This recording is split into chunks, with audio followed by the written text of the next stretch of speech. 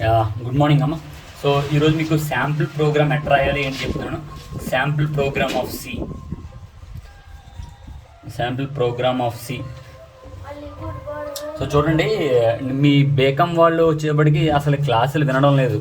So వినండి, ఎందుకంటే C language ఒకసారి ఆగింది అంటే మీకు ఇంకా ఇప్పటికీ అవ్వదు. సో వినండి, అర్థం కాకపోతే అడగండి. ఎందుకంటే నార్మల్గా మేమేమి వాయిస్ మెసేజ్ ఏం పంపించడం లేదు, మీకు అర్థం కావాలి అనే ఉద్దేశంతో నేను వీడియోలు తీసి పంపిస్తున్నాను. సో ఎందుకంటే సి లాంగ్వేజ్ లాంటివి వాయిస్ మెసేజ్ పెట్టామనుకోండి, అసలు అది ఇంగ్లీష్ సినిమా చూస్తున్నారో, తెలుగు సినిమా చూస్తున్నారో, లేకపోతే హిందీ సినిమా చూస్తున్నారో, మలయాళం సినిమా చూస్తున్నారో కూడా అర్థం కాదు. ఎందుకంటే అటువంటి సబ్జెక్టులు అవి. సో అంచేత ఏంటంటే అందుకే నేను కస్టమర్స్ ఒక వీడియో తీసి పంపిస్తున్నాను, మీకు అర్థం అవుద్దని. సో చూడండి, ఒక ప్రోగ్రామ్ ఎట్లా రాయాలి అంటే నార్మల్గా ప్రోగ్రామ్ ఎలా ఉంటుంది అంటే #include stdio.h అని అంటారు. నెక్స్ట్ మెయిన్ అని రాస్తారు.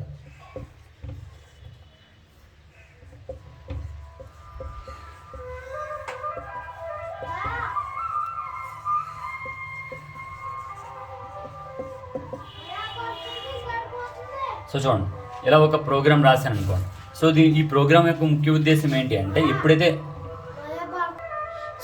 ఈ ప్రోగ్రామ్ ఇలా రాశానో, ఈ ప్రోగ్రామ్ యొక్క ముఖ్య ఉద్దేశం ఏమిటి అంటే మనకి ఈ ప్రోగ్రామ్ని సిస్టమ్ మీద రన్ చేస్తాం. సో రన్ చేసినప్పుడు మనకు వచ్చే అవుట్పుట్ ఏంటి అంటే హలో బేకమ్ అని వస్తుంది. సో ఇది మనకు వచ్చే అవుట్పుట్ అండి. సో అసలు ఈ ప్రోగ్రామ్కి ఎందుకు ఈ లైన్ రాసాము అంటే, సో దీన్ని హెడర్ ఫైల్ అని అంటారు. ఏమంటారండి? హెడర్ ఫైల్ అని అంటారు. ఎందుకు ఈ ప్రోగ్రాంలో మనం హెడర్ ఫైల్ రాసాము అంటే, చూడండి, అసలు ఈ ప్రోగ్రామ్ అంతా కూడా రాస్తున్నప్పుడు మనం ఖచ్చితంగా కీబోర్డ్ వాడతాం. ఎందుకంటే మనం ఏదైనా టైప్ చేయాలి అంటే, ఇదంతా రాస్తున్నాము అంటే టైప్ చేయాలి, కీబోర్డ్ వాడతాం. సో మనం టైప్ చేసిన ప్రతి అక్షరం ఎక్కడ కనపడుతుందండి? మానిటర్లో కనపడుతుంది. ఎందులో కనపడుతుంది? మానిటర్లో కనపడుతుంది. సో ఇక్కడ చూడండి, కీబోర్డ్ అంటే ఏంటి అంటే మీకు ఫస్ట్ సెమ్లో చెప్పాను, ఇన్పుట్ డివైస్ అండి, అవునా కదా? ఎందుకంటే కీబోర్డ్ నుండే మనం ఇస్తున్నాం. సో అది ఎక్కడ కనపడుతుంది? కీబోర్డ్ నేను 1 నొక్కాను అనుకోండి, కీబోర్డ్ 2 నొక్కాను అనుకోండి, కీబోర్డ్ 3 నొక్కాను అనుకోండి, కీబోర్డ్ 4 నొక్కితే ఎందులో కనపడుతుంది? మానిటర్లో కనపడుతుంది. సో అంటే ఇప్పుడు మానిటర్ అనేది ఏంటి? అవుట్పుట్ అండి. మనం ఇచ్చే ఇన్పుట్ ఏమో కీబోర్డ్ ద్వారా ఇస్తాం. అంటే ఇప్పుడు ఈ ఇన్పుట్ అవుట్పుట్ డివైజ్లను ఉపయోగించే ఈ కోడ్ మొత్తం రాస్తాం. అంటే వీటికి సంబంధించిన ఇన్పుట్ అవుట్పుట్కి సంబంధించిన ప్యాకేజెస్. అంటే ప్యాకేజ్ అంటే ఏంటి అంటే ఇది కూడా మీకు ఒక పార్ట్ ఉంటుందండి. సో మీకు కొంచెం లోపలికి వెళ్తే తెలుస్తుంది. ప్యాకేజ్ అంటే గ్రూప్ ఆఫ్ ప్రోగ్రామ్స్ అంటే అదొక కోడ్ అనుకోండి. మీకు అందరికీ చెప్పాలంటే అదొక కోడ్. ఈ ఇన్పుట్ అవుట్పుట్ సంబంధించిన ప్యాకేజీలు ఈ ప్రోగ్రామ్కి లింక్ చెయ్యి అని అర్థం. ఈ ప్రోగ్రామ్కి లింక్ చెయ్యి. సో ఇంక్లూడ్ అంటే కలుపు, ఇంక్లూడ్ అంటే కలుపు, స్టాండర్డ్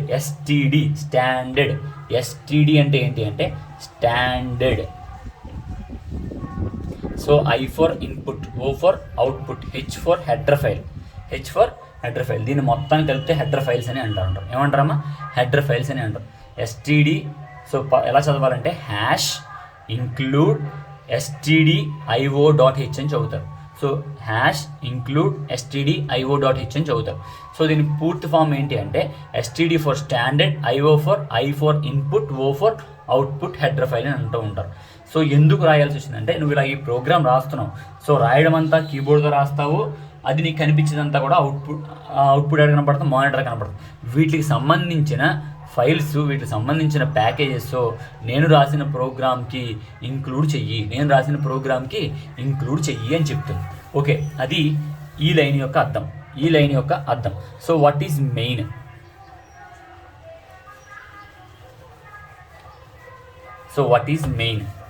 సో మెయిన్ ఎందుకు? ఇప్పుడు మనకి మెయిన్ ఎందుకు పని? సో చూడండి రా, సో ఒక ఇల్లు ఉంది. ఈ హౌస్కి ఒక మెయిన్ గేట్ అంటూ ఉండాలి కదా. ఎందుకంటే మనం ఎక్కడి నుంచి వస్తున్నాము, ఎక్కడి నుంచి పోవాలి అనేది తెలియాల్సింది మెయిన్ గేట్. సో కాలేజ్ ఉంటుంది. సో కాలేజ్కి కూడా ఒక మెయిన్ గేట్, అంతేకాని గోడ దూకి వస్తారా లేదా ఎగురుకుంటూ వస్తారా? ఒక మెయిన్ గేట్ అంటూ ఉండాలా లేదా? అలాగే ప్రతి ప్రోగ్రామ్కి కూడా. సో నువ్వు ఈ ప్రోగ్రాంలో ఎన్ని లైన్లు ఉన్నాయి? ఒకే లైన్ ఉంది, ఇది ఒక లైనే ఉంది. సో ప్రతి ప్రోగ్రామ్కి 100 లైన్లు ఉన్నాయి అనుకోండి. సో ఆ 100 లైన్లు ఎక్కడి నుంచి స్టార్ట్ అవ్వాలి అని మెన్షన్ చేయడానికి మనం మెయిన్ అనేది రాస్తూ ఉంటాం. అంటే ప్రోగ్రాంలో మెయిన్ ఫస్ట్లోనే రాస్తాం. సో రాసిన తర్వాత మనకి ఇది ఏ భాషలో ఉంది, ఇంగ్లీష్ భాషలో ఉంది. ఏ భాషలో ఉంది? ఇంగ్లీష్ భాషలో ఉంది. సో ఇది సిస్టమ్కి అర్థమయ్యే భాషలోకి మార్చాలి అంటే సిస్టమ్కి అర్థమయ్యే భాషలోకి మార్చిన తర్వాతే మనకి అవుట్పుట్ వస్తుంది. అంటే బైనరీ లాంగ్వేజ్లోకి మారిన తర్వాతే మనకు అవుట్పుట్ వస్తుంది. సో అలా మారాలి, ఈ మధ్యలో ఈ ట్రాన్స్లేషన్ జరగాలి. ఇంగ్లీష్ టు బైనరీ లాంగ్వేజ్లోకి ట్రాన్స్లేట్ జరగాలి అంటే సిస్టమ్ ఎక్కడి నుంచి స్టార్ట్ అవ్వాలి అంటే మనం ఇక్కడ రాస్తాం మెయిన్ నుంచి స్టార్ట్ అవ్వు అని. సో మెయిన్ ఇక్కడ స్టార్ట్ చేసాము, మెయిన్ పరిధి ఇక్కడ ఆపేసాము. అంటే మెయిన్ స్టార్టింగ్ ఏమో ఓపెన్ చేశాను, మెయిన్ పరిధి ఏమో క్లోజ్ చేశాను. So open brass, close brass, open brass, close braces అని అంటారు. ఓపెన్ బ్రాసెస్, క్లోజ్ బ్రాసెస్ అని అంటారు. సో మధ్యలో ప్రింట్ ఎఫ్ అని రాశాను. సో ప్రింట్ ఎఫ్ అంటే ప్రింట్ ఎఫ్ ఫంక్షన్ని అర్థం. సో ప్రింట్ ఎఫ్ ఫంక్షన్ అని అంటాం. ప్రింట్ ఎఫ్ దీన్ని మెయిన్ ఫంక్షన్ అని అంటారు. సో దీన్ని ప్రింట్ ఎఫ్ ఫంక్షన్ అంటారు. గుర్తుపెట్టుకోండి. ఫర్ ఎగ్జాంపుల్ ఏదైనా ఒక బేకమ్ అని ఇలా రాసి దానికి ఇలా రౌండ్ బ్రాకెట్ పెడితే దాన్ని బేకమ్ ఫంక్షన్ అని అంటారు. సో ఇలా ఎం అని రాసి మెయిన్ అని రాసి ఇలా రాస్తే మెయిన్ ఫంక్షన్ అంటారు. రౌండ్ బ్రాకెట్ ఎక్కడ ఉంటే అక్కడ. సో నేను ఫర్ ఎగ్జాంపుల్ అంజలి అని రాశాను, ఈ పక్కన ఇలా పెట్టాను అంజలి అనే ఫంక్షన్, అర్థమైందా? సో లేకపోతే నేను పూర్ణ అని రాశాను. సో దాని పక్కన ఇలా రౌండ్ బ్రాకెట్ పెట్టాను, పూర్ణ అనే ఫంక్షన్ అని అర్థం. సో అలాగే ప్రింట్ఎఫ్ పక్కన చూడండి రౌండ్ బ్రాకెట్స్ ఉన్నాయి, దీన్ని ప్రింట్ఎఫ్ ఫంక్షన్ అని అంటారు. ఈ ప్రింట్ఎఫ్ ఎందుకు ఉపయోగిస్తారు అంటే ప్రింట్ఎఫ్లో ఏది రాస్తే అదే మనకి డిస్ప్లేలో చూపిస్తుంది. మనకు వచ్చే అవుట్పుట్ రావాలి అంటే సో ప్రింట్ఎఫ్ ద్వారానే మనం రప్పించుకోవాలి. సో ఇదొక ప్రోగ్రామ్ అని. సో లేదు నేను ఇంకొక ప్రోగ్రామ్ రాస్తాను. సో ఏంటి అంటే నేను ప్రోగ్రామ్ దేనికి రాబోతున్నానంటే ఏదైనా రెండు ఏకి బీకి కలిపితే సి రావాలి. సో నేను ఏకి ఒక వాల్యూ ఇస్తున్నాను 5, బీకి ఒక వాల్యూ ఇస్తున్నాను 11. సో రెండు కలపాలి కాబట్టి C is equal to A plus B. So నాకు మొత్తం ఇలా రావాలి ఆన్సర్. సో దీనికి నేను ప్రోగ్రామ్ రాయబోతున్నాను. సో గమనించండి, ప్రోగ్రామ్ రాయాలి అంటే మనము దేని ద్వారా రాస్తున్నాము టైప్ చేయాలి, అంతేగాని మనం చదివేస్తే సిస్టమ్ తీసుకుని ఏమీ రాయదు కదా. సో ఫస్ట్ మనం రాయాలి కాబట్టి కీబోర్డ్ ద్వారా రాస్తాం. అది ఎక్కడ కనపడుతుంది? మనం రాసే ప్రతి అక్షరం కూడా మానిటర్లో కనపడుతుంది. సో అందుచేత మనం రాయబోయే ప్రోగ్రామ్కి ఖచ్చితంగా కీబోర్డుకి సంబంధించిన లేకపోతే మానిటర్కి సంబంధించిన ఫైల్స్ మనం ఖచ్చితంగా ఇంక్లూడ్ చేయాలి కాబట్టి #include stdio.h రాస్తున్నాం. So this is header file standard input header file అంటారు. దీని మొత్తాన్ని కూడా హెడర్ ఫైల్ అంటారు. అంటే ఇన్పుట్ అంటే ఏంటి? కీబోర్డ్కి సంబంధించినవి లేకపోతే మౌస్కి సంబంధించినవి, అవుట్పుట్ మానిటర్కి సంబంధించిన ఫైల్స్ అన్నీ కూడా నేను రాయబోయే ప్రోగ్రాంలో ఇంక్లూడ్ చెయ్యి అని చెప్తున్నాను. సో నెక్స్ట్ ప్రోగ్రామ్ ఎక్కడ స్టార్ట్ అవ్వాలి? సో ఇక్కడ ఎక్కడో స్టార్ట్ చేసాం కాబట్టి ఇక్కడ ఎక్కడో క్లోజ్ చేసేద్దాం అనుకోండి. సో మధ్యలోనే ప్రోగ్రామ్ రాయాలి. First A is equal to 5 అని రాశాను, బి ఈజ్ ఈక్వల్ టు 10 అని రాశాను. ఇక్కడ మీరు గమనించాల్సింది 5 అనేది ఏంటి, 10 అనేది ఏంటి అంటే సార్ అవి రెండు నెంబర్లే కదా సార్ అని మీకు చెప్తారు. బట్ సి లాంగ్వేజ్లో నెంబర్స్ని ఇంటీజర్ అని అంటారు. ఏమంటారమ్మా? ఇంటీజర్ అని అంటారు. సో ఓకేనా? సో ఇప్పుడు ఈ ఇంటీజర్ అనే పదం మొత్తం రాయకుండా దీన్ని షార్ట్కట్లో రాస్తారు. దాన్నే కీవర్డ్ అని అంటారు. షార్ట్కట్లో అంటే చిన్నగా రాస్తారు. ఇంట్ అంటారమ్మా. ఏమంటారమ్మా? ఇంట్. సో గమనించండి, ఏ అనే పేరుకి మనం ఏమిచ్చాము? 5 ఇచ్చాము. బి అనే పేరుకి మనం ఏమిచ్చాము? 10 ఇచ్చాము. సో ఇప్పుడు ఇది నెంబరే. సో అందుచేత ఈ ఏ పక్కన ఏం రాస్తాము అంటే ఇంట్ అని రాస్తాం. ఏం రాస్తాము? ఇంట్ అని రాస్తాం. సో ఇక్కడ కామ పెడదాం. సో ఈ చూడండి, ఇప్పుడు 5 అనేది నెంబర్ నీకు నాకు అర్థమవుతుంది, బట్ సిస్టమ్కి అర్థం కాదు. ఇది గుర్తుపెట్టుకోవడానికి, దీనికి అర్థం అవ్వడానికి ఇక్కడ ఇంట్ అని రాశాను. ఇంట్ అంటే ఏంటి? ప్రతి నెంబర్ని ఇంటీజరే అంటారు. ఏమంటారు? ఇంటీజరే అంటారు. సో ఇప్పుడు ఈ నెంబర్ ఎవరికి ఇచ్చాము? ఏకి ఇచ్చాము. ఈ నెంబర్ ఏ జాతికి చెందింది, ఈ 5 ఏ జాతికి చెందింది, ఇంటిజర్ జాతికి చెందింది. సో మన భాషలో నేను పూజ అనే అమ్మాయికి తన రోల్ నెంబర్ 15 అని ఇచ్చాను. సో ఇప్పుడు చూడండి, ఇలా రాస్తే సిస్టమ్కి అర్థం కాదు. అసలు ఈ 15 ఏంటి, నెంబర్ అనేది మనం మనుషులు కూడా మనకు తెలుసు. సో ఇది ఎవరికి ఇచ్చాము, పూజకి ఇచ్చాము. సో అంటే ఇక్కడ ఇది నెంబర్ అని నీకు నాకు అర్థమవుతుంది, కానీ ఎవరికి అర్థం కావట్లేదు, సిస్టమ్కి అర్థం కావట్లేదు. సో అప్పుడు మనం ఇక్కడ ఏం మెన్షన్ చేయాలి అంటే ఇంట్ అని మెన్షన్ చేయాలి. ఇంట్ ఫర్ ఇంటీజర్, ఇంటీజర్ అంటే ఏంటి, నెంబర్.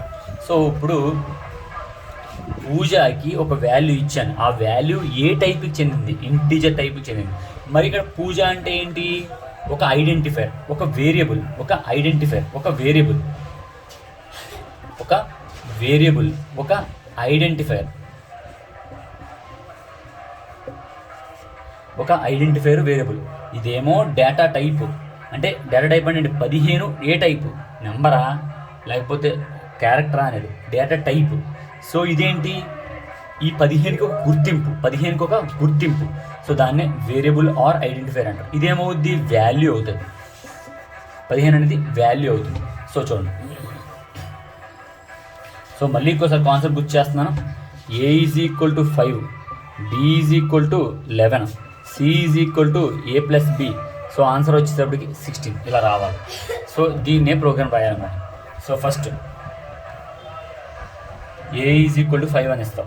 సో ఫస్ట్ దేన్ని డిక్లేర్ చేస్తారంటే ఫస్ట్ వేరియబుల్స్ని డిక్లేర్ చేస్తాం. వేరియబుల్స్ అంటే ఏంటి, గుర్తించబడే ఐడెంటిఫైర్స్. అంటే ఫర్ ఎగ్జాంపుల్ మీరు పుట్టిన వెంటనే మీ పేరు పెడతారు, అప్పుడు మీరు స్కూల్లో జాయిన్ అయిన తర్వాత మీకు రోల్ నెంబర్ ఇస్తారు. గుర్తుపెట్టుకోండి, మనం పుట్టిన వెంటనే పూజ అనే పేరు పెడతారు. మన స్కూల్లో కానీ కాలేజీలో కానీ జాయిన్ అయితే అప్పుడు మనకు ఒక రోల్ నెంబర్ ఇస్తారు, అవునా కదా? సేమ్ వే ఫస్ట్ మనల్ని ఒక వేరియబుల్ని పుట్టించాలి. సో మన గుర్తింపు ఏంటి, మన పేరే, ఐడెంటిఫైర్. దానికి తర్వాత ఒక వాల్యూ ఇస్తాం. సో వేరియబుల్ ఆర్ ఐడెంటిఫైర్ని పుట్టించాలి. సో చాలా జాగ్రత్తగా వినండి. సో ఏని నువ్వు పుట్టించావు. సో ఏకి నువ్వు ఇచ్చే వాల్యూ ఏంటి అంటే ఖచ్చితంగా 5 ఇస్తున్నావు, అంటే నెంబర్ ఇస్తున్నావు.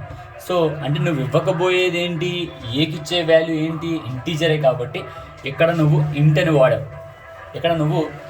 వాడావు. సో నెక్స్ట్ బీని పుట్టించబోతున్నాం. సో బీకి ఇచ్చే వాల్యూ కూడా ఇదే. సో నెక్స్ట్ సి = A+B, అంటే ఏని బీని కలిపితే సికి వచ్చే వాల్యూ కూడా ఇంటీజరే. సో అప్పుడు ఇంట్ సి.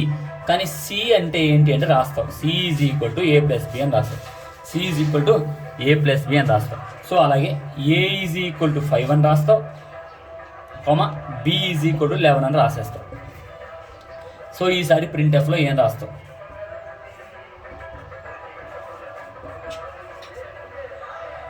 ఎంటర్ సి వాల్యూ అని రాసేస్తాం. సో ఆటోమేటిక్గా మనకి సి వాల్యూ ఏం వస్తుంది, 16 అని వచ్చేస్తుంది అవుట్పుట్లో. సో మనకి వచ్చే అవుట్పుట్ ఏంటి అంటే 16. సో ఇలా ఒక ప్రోగ్రామ్ రాయొచ్చు. సో ఇదే ప్రోగ్రామ్ని రకరకాల విధానం కూడా రాయొచ్చు. బట్ ఇది మీరు అర్థమైందా లేదో ఒకసారి నాకు క్లియర్గా చూసుకుని చెప్పండి, లేకపోతే మళ్ళీ నేను చెప్తాను. ఓకేనా? థ్యాంక్ యూ అమ్మ.